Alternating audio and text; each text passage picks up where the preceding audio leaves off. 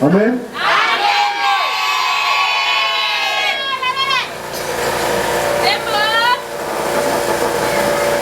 Amen, secondaire spirituel, vous êtes en direct de Boulongo. La fidèle à Boulongo, c'est encore papa.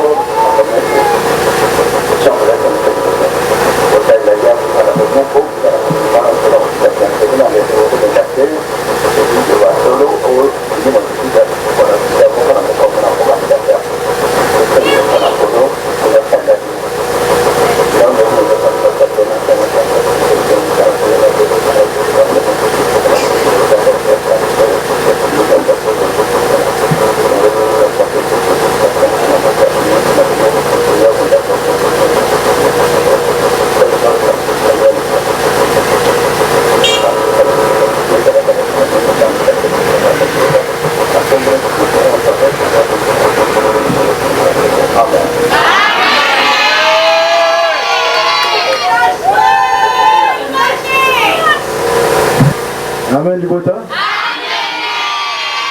On va tout dans le temps à l'homme de Dieu.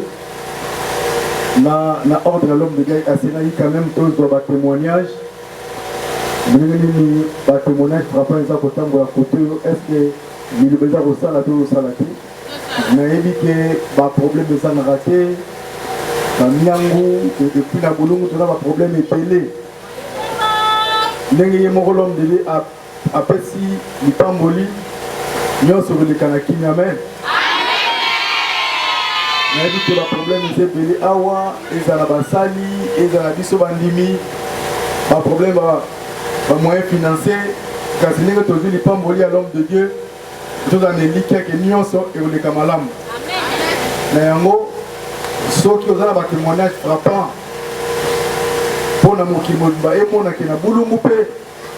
il y a un sala à travers Miloba, à travers Bassali Naye, pour les Cameroun, pour faire un témoignage Nabino, pour filmer en haut, pour faire un souk à Bassali, pour faire une interview. Parce que l'homme de Dieu a une saïngaï à Betagi Sete. Toye ba valeur et Bassali Naye. Celui qui a dit que Sunga Bassali Naye, il a dit que nous sommes l'homme de Dieu. Donc, ceux qui ont dit Bassali, pour Bassali Bosso Nabino, Bangonde va représenter valable l'homme de Dieu. Quand on a Moussika, on me pose les femmes, même l'homme de Dieu, c'est pas facile. Là, il y a sali parce que il y a une mission et puis on est proche à l'homme de Dieu. Car si comme on a Bassali, qu'on a les femmes, qu'on y a un culte matinal, qu'on a les femmes chaque jour, il y a une valeur pour faire sa respect à l'église. Même pas problème que ça n'a pas. Ceux qui doivent respecter la doctrine, qui peut liturgie église, moi pour mon abolam, il y a un peu de sati.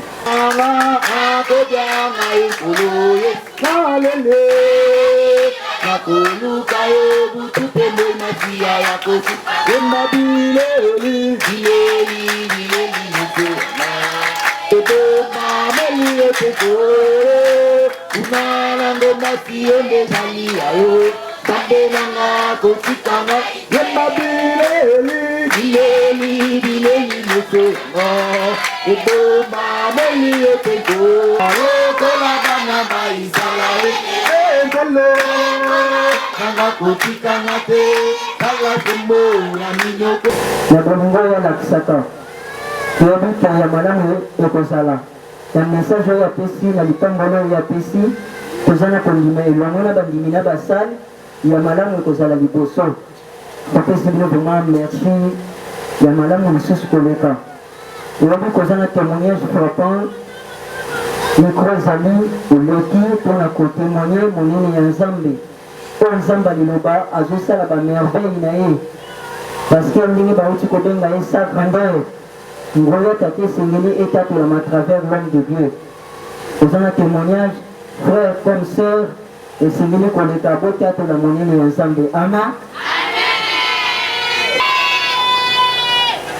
Témoignage, la ligne, vraiment, témoignage. elle mosusu bato bakanisaka azokosala kivantare tuso ya biloko ndenge wana mais nazotémoigne yango ntango nazalaki nazokotana na makila ay frère Séraphin Soala président membre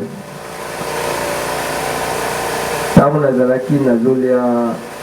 makila tokotana nango tozobaluka nango na mesa comme na mabele nazalaki lokolaka nzete moko azama moke boye donc ntina nango eza te bato bazobenganga kanyonyo mais banda natikaki makila bagere wana ya kokotana likolo ya mesa comme na se esila nakomona ere moko kamwa mbimbi ekobima kamwa libumu ekobima naokomprendre te ezali kaka po par exemple mosala tozosala susu na badistance ya molai te oswat ezali mpona kimia ya nkolo kati na ngai me mpona yango nyonso nakomisika monene na tata amen amen côté basreur soki témoignage frappé ezali boneke eza mpona motu nyonso eponi motu te leka tatola monene ya nzambe na oyo nzambe aliloba asalela yo na kati ya bomoi na yo côté bamama témoignage ngai na témoignage kombo na ngai mama afi nazo témoigner oyo nzambe asaleli ngai nazaleli na zemi ya 3 mois nake na hôpital bayebisi nga oza na kiste na appendicite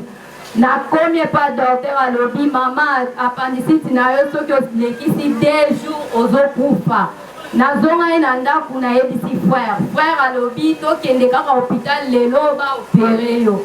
tokendaki toleki epa basali balobi bokende kaka yawe na biso akosala nakomai na hôpital batubinga anesthésie esimbi te nabandi kolela makasi nabeleli konde docteur azongi alobi konde lisusu nani nga na biprophète na biso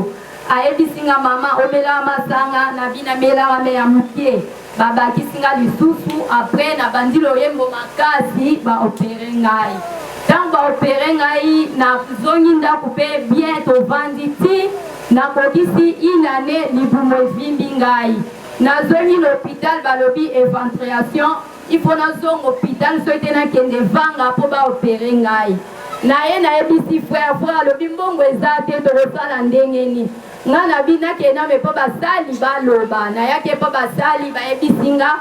kokende hôpital te ser sokoki hôpital okokufa salisa ji nabi frère siko omoni ndeni frère alobi naokende kisasa nakosalela ji ebele mpo omela changement ekotanaki frère mpe akendaki asalisi ji aye nango na meli ji vert mobimba libumu ebandi osalanga mpasi na bino azokufa siko frère alobi te tokende kaka epa basali toyaki epa basali babi mama okokufa te esilisa kaka mwa kantite oyo oza nango nasisaki kantite wana bafrère libumu na nga ekitaki ti lelo nazwi suzemi mosusu na boti opération eza lisusu te yango naokumisa monene ya nzambe amen libota kokolanga mama Anastasie bandeko koyeba nzambe ya ntina makasi na vi soko oyebi nzambe te oza na pari te bandeko langa mobundisi monene azalaka moto ya mosika mpe te ka tata nanga moko oyebike na nyoka mingi na vi na nga nzambe soki nayebaka nzambe te melelo naza na vi te ngai nasolisi bango me balingaki na bango ngai te bandeko na ngai oyebi bamaladi ya ndenge na ndenge nazoki exame nakenda kokota mpenza na bafile ya bandoki bafile nga nakotaki kozonga ndako ka bolokolo nga kotambola eza te oyoka mpenza na nini na nsima mokongo na nga neti babetanga banzete bwendeni nazala kutu na mbongo te na ndako nayati na etonga nazalaki na mbongo moke natie dime natie offrande bandeko nanga kozonga nazongaka ndako loyembo banokitela ngai loyembo natonga nazonga kaka eglise bayebisinga basali mpe bayebisinga te papa moko alinga koma nguma alinga melaro mais to peso lipango liko zonga na lobiko ne kozwa bande kona zonga ka ekomaki na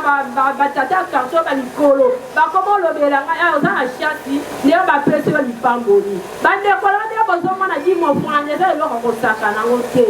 ronga na mona na vina mama na ngabika likolo ka ba franje oyo nzambelanga beba mikola mboka balobela ngoke mutu abikisi mama na bango ezaka mwana ye wana soki yete me kati ya mama koyaka baladi bazalaka te bazalaka bato mosusu te balukaka biso bana kati ozalaka te batekolanga na mwana evenema banyoka koya ntina makolo balembolanga mosaki me batwinga te bato mosusu babomi babwaker nini babukanga maboko basalisanga na butu me nabika likolo ya nini kaka ya nani ya lipangoli bamisusu obukananga na bango bazokende bahôpital ya makasi nga na tika kokende hôpital te kaka nsima lipamboli tini nga nazwaka guérison yango natatola monene na nzambe nanga amen libota bota mupi mwekumisa nzambe yine ya nzambe imesala na kati na mundu muvana bakala omesalanki amefwa mwana na munu ya ntete na jina jireka mwana ina akwana nishazi amekwenda kuna amewotanga nzokana na bandoko nani akana ayandi ve kutanga me bandoko na kumona pini bosalanki botula na klasi ya mwana imekwenda kuna kutanga klasi wewe kubinga munu o mwana mesalanki ametrouble munde mwana ametrouble muna bakala ve mbongo ve mwesala inki bampangi mupisa timu mwana basali Même à la basali, betne sola na basali boye samde mama na kundima nange na bisalu nange ina nyosa ngere salak nzabi ta sala na kati ya mwana nange solution ta salanki otamoni boye binga mwana ishasha de mokwe na wapi na ishas mbongo okv mumevanda ti mwepesa ka nyosa kana nzabi mwepesa ka nyosa kana nzabi kana basali kana mwana mekusu vanda boye sama munde mwana nange mwana na wapi na kasa na masamuna bome mbongo bakagila na masamuna mpi okeve nzabi mesala kaka na basali na munu moyebe samu binga prophète konde me binga prophète ne tuba pi ina to tuba njila mesala nki me kango bampani mwana me katwa kuna mwana me kusakawa sabi tutambula ne betu kwena na wa o betu kwa na lilo mude betu kwa na wapi na liloba nene ne betu kwa na wapi na banganga betu kwa na banganga kuna mwesto abende oke simba ve mbongo ke monika ve ikike monika ve betne kusu vutu karanzo ya betne kusu vutu karanzo donc kunyo kama ina mga songa bende kunyo kama ina ya befe vana bantu zole nkentu ti bakal mekaka munu moshi bampangi mga vana bende kaka munu moshi mga kabisa kana basali ngeni natisa munu awange sala piyai bampangi ti betne kusu vanda mwana mekuma mwabie fioti paka na kata trouble kaka mwana betu vutu bajaka na bantaluvun mwana besama munde mwana kwenda ve mama nata muna église na bene salanki ya be samba nata muna liloba na église ya prophète konde mwana mwana na Kinshasa age sadisa bantu mingi munde na Kinshasa ngo prophète ngo ya mume samba bampani mume kuya pidan zonzani muda kuisa na zonzani tanka muvutu kuna ngana tanka mu bui mwana kanje nzamba wele salanki age salave me bampangi ti mwe kabisa kaka na basali ya nzambe kaka mwe kabisa kaka bubwai na mingi ina eka tuwa kusala na parapara mwana ingu vandaka bubwage jamu tinji na ve oina mwe kubisa nzambi ke nzambi ya konde usonga betu njila ake nzambi ya mawa ake nzambi ya luzolo ake nzambi ya sadisaka ake nzambi ya pesaka na plasi na pana yoyo kelve yana le salanki ake tula oina mwe kabisa buwa mwana kati na bemba mpangi nzambi ya vana kana kati na munu apesa kama ngolo nzambi ina konde asala penza kana kati ya mwana ina ake dikabu ya nkete ya nzambi ukabila muke mulomba ya nive meke yani mutu pesa muka na kati ya luzolo nandi oina mwe kumisa nzambi bubu ngo yayi ameli bota ameli bota vila na munu Olga Manzanza mwenji kiese ya kupeta témoignage na kati ya église ya Liloba mutu bande témoignage jour abeta katu abeta na parquet abeta umata beto moi sumba de sango paka groupe ça mo témoigner na mo kwa mo filmo bi mane nzoga nde nzama prophète que on tout bande moi ti la délégation ça témoignage ko panza na mona nche munzi bana na beta ya kuzo chola na masa parmi bana ina kufua na masa mwana na Mungu vaji nombre nzami me ko épargner yani bet me vanda ka bet me pesa pour makamuve mais bona nguna tila bet ko vocation ya parquet mais bet ba mama jo sam mumu ejila mumebela kuna na masu mu vanda be mu abasamba nki jina biye jila oh bana na bet ko chinega bana ina na mazba mpangi na bet mu kaka loye mo kitila mumu etu banta bidia en tout cas bana mu etala nda mu samanza mabo moye mu samanza mo fa est-ce que jour bi témoignage na mulu ko bishigaka bet me kwenda na parquet na kizole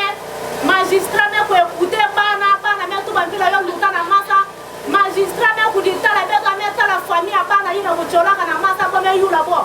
bebe u funila ba mama ya yinki bo e ko ga bo be mutu ba para mwana ina me ko na ka me bantanga ka bi ka di responsable sa be samba chibo ba magistrat me lo mabongo 50,000 beto ni 10 francs mutu na maboko ni 10 francs bampangi magistrat me to bapidiai awa bete kinga moya nsuka na banani na bapiroge ina kubadisa bana kwa popo ya chikunji mada kwetu bade bana na betu kaka kuyinaka mwana na bona maspet kaka maka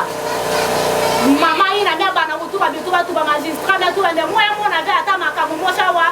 moya sala kaka mubinga bapiroge ina kwa kusa kwa témoignage la kwa badisa mwana ya kaka na masa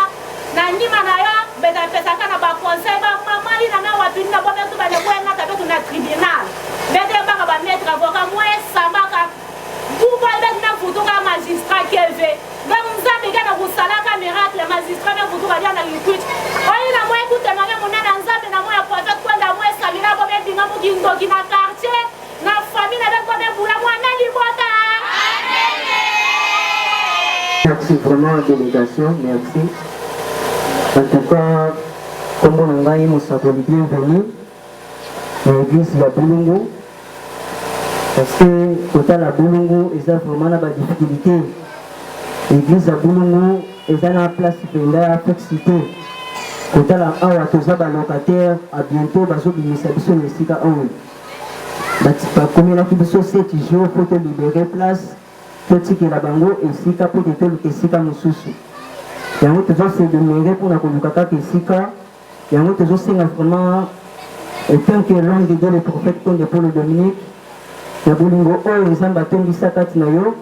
esengeli tosunga mpe libote ya bulungu ya église ya bulungu baza na difficulté na place oyo ya kosambela nzambe baza na esika te mpona kosambela nzambe donc bato mokili bazolinga mpe teke liloba eyikana mpe na kati ya bulungu yango ete tosengeli tant que l'homme de Dieu na bolingo na yo ete osunga mpe libote ya bulungu na oyo etali makoki mpe osunga bango mpona esika libote bazana kotelengana mpona kosambela nzambe esika oyo tozali ezali esika ya bato nde baza na projet ke bayeba mpe kosala mpe makambo na bango mosusu nde totali ke esika tokoki kosambela nzambe eza te nde tosengi lisungi nde epai na yo etanke mosakoli na kati ya bulungu tosengi lisungi na yo etanke l'homme de Dieu le prophète comme merci avec libota na ape mosakoli adjoint kombo mafuta kapalai Pascal na bulungu osengi nepa na yo l'homme de Dieu c'est le prophète Dominique Konde Paul Dominique bango sape libota ya bulungu na losambo po kima pe bakomonisama kombo ko etoni na bamiango ebele mais kasi présence na yo teyebi ke onyata mais ero koleka pe likuti sape bulungu na losambo okoma pe po kime bakomonisama ame libota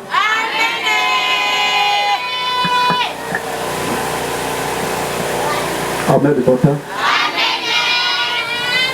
mutei ngoma vraiment tosepeli makasi na journée ya lelo oyo tata apesi biso peut-être toyebaki te eke tokoki mpe kokotana na mokolo ya lelo mais na mawa na tata mpe na ngolu na tata ayeki na kokomisa biso na mokolo oyo mpe kozwa mpe mwa maloba mpona kosoumettre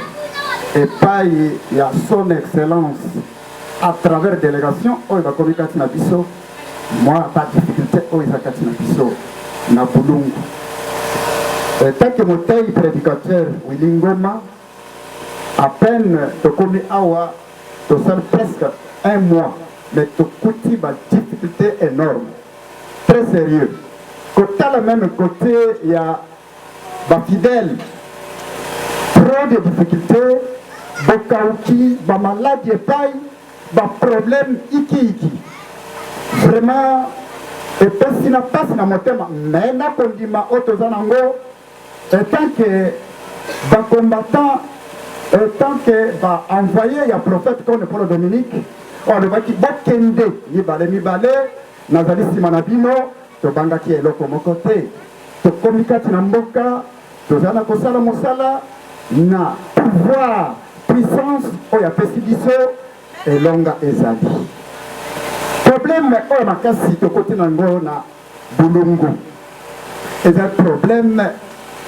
oyo ezotangisa na biso. Eza problème ya bisika. Bazangi esika vraiment oyo elobama to ekomama ke mwana moto azangi esika ya kotiata moto ya pamba. C'est-à-dire na bulungu bazana esika bazali ya koyikana. Baza pe na volonté ya kosala nzambe na bango. Mais bazangi esika ya bango kosambela à peine tozali dehors, c'est-à-dire tozali lisusu na esika te. C'est pourquoi tosengi vraiment na son excellence na kosala nyonso kotia biso na losambo, atia biso na losambo. Tozali na kobunda na moke esika wapi biso tokosuka tokomeka kobenga, tokomeka kosolola, tokomeka kopesa pe mwa maloba na biso po te ayokela biso, atia biso pe maboko. Sino te église na tata ezali na koyikana, église na tata na ndenge nzambe apesi yango na bulungu aza na kobatela malgré mwa badifficulté.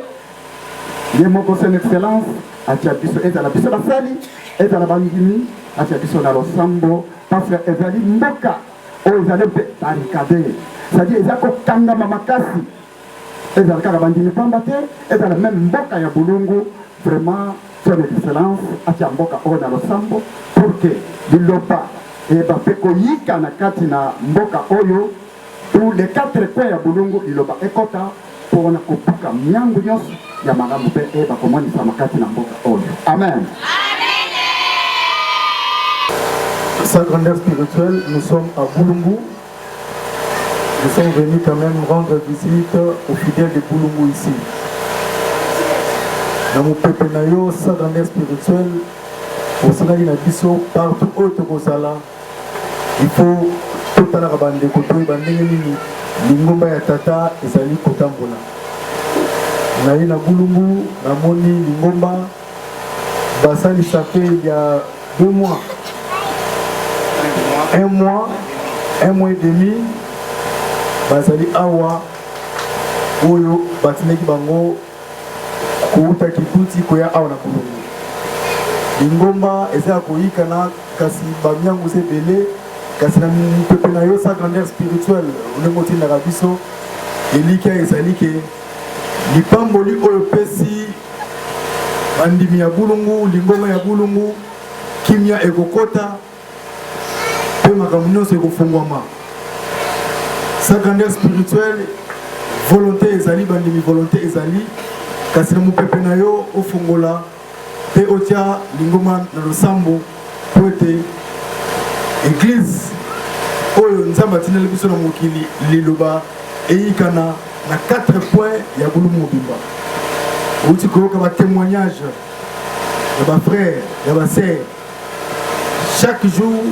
ezali témoignage de mon divinité sur liloba. Alors lingoma yango papa na yaki no motinaki ngai nazana elika ke monde entier oza kotala biso na télévision toye ba ko soutenir église partout. Oza mon église lo banzambe États-Unis, il y a France, il y a Bruxelles, il y a Liège, il y a Suisse, awa toza na bulungu soki otali image oyo ozali na posa ya kosunga toyeba kosunga église ya tata